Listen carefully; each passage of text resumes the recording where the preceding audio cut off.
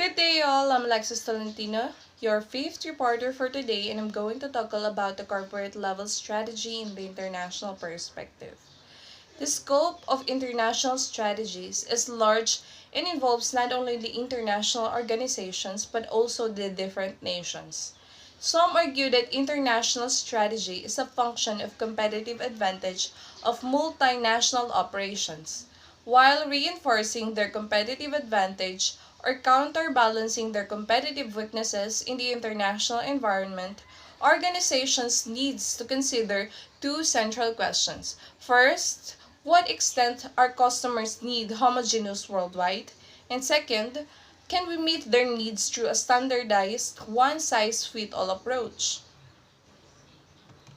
Standardization across the national market has an impact on the value chain activities. As a manager of the future, you might think that offering globally standardized product will be successful because your organizations will benefit from economy of scale and marketing. You might need to be aware of difference exists among the country market and consumers in terms of their culture, values, and styles. So your international energy should encompass and respond to these differences. According to Porter, year 1990, he identified the two types of strategies that organizations can follow internationally, multi-domestic and the global. He defined the multi-domestic strategies as country-centered strategies. An organization exploiting multi-domestic strategies will pursue separate strategies in each of its foreign market. So it means that in every foreign markets, there will be one separate strategies that will be creating and pursue. Each overseas subsidiary is strategically independent with autonomous operations and competes independently in different domestic markets. The company enjoys a competitive advantage from one-time transfer of knowledge from home base to foreign countries. The headquarters of the multi-domestic company will be responsible for financial and marketing policy and practices, but it will decentralize business strategies and operations. An organization, therefore, must integrate its activities on a worldwide basis to capture the linkage among countries.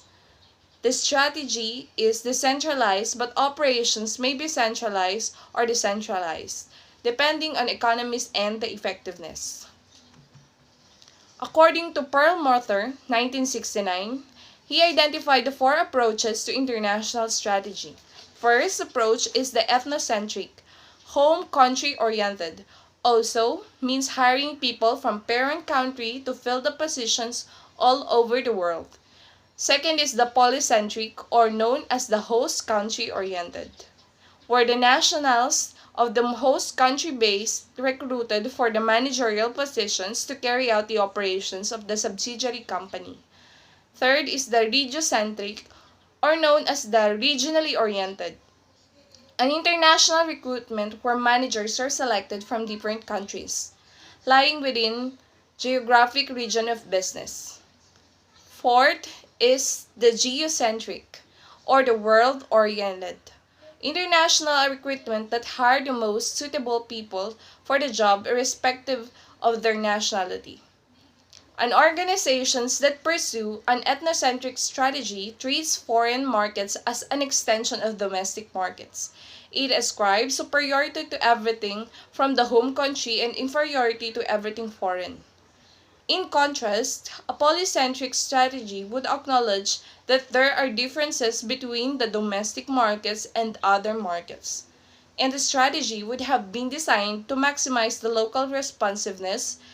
Geocentric strategy recognizes that there are global similarities in both cultures and the market.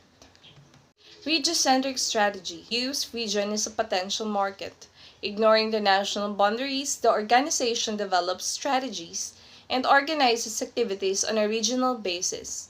In a hospitality organization pursuing an ethnocentric strategy, the decision-making is centralized in headquarters. Home country standards are applied to evaluate and control the performance of the organization. People in the home country are developed for key positions everywhere in the world. The implications of a polycentric strategy would have been decentralized decision-making structure and more authority to the subsidiaries.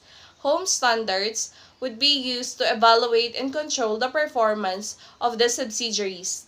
There will be minimal orders and advice to or from the headquarters. People of local nationality are developed for key positions for their own home country. In the case of regiocentric strategy, the decision-making is centralized in regional headquarters, and there will be a high collaboration among the subsidiaries. The standard to measure and control performance are determined regionally. There is a little communication to or from the headquarters, but it may be high to or from the regional headquarters among the countries. Regional people are developed for the key positions anywhere in the region. But the geocentric strategy involves the collaborations of the headquarters and the subsidiaries around the world. The standard identified to measure and control performance universal and local. Communication is both ways from the headquarters and subsidiaries around the world. The best qualified people everywhere in the world are the developed for key positions in the whole world.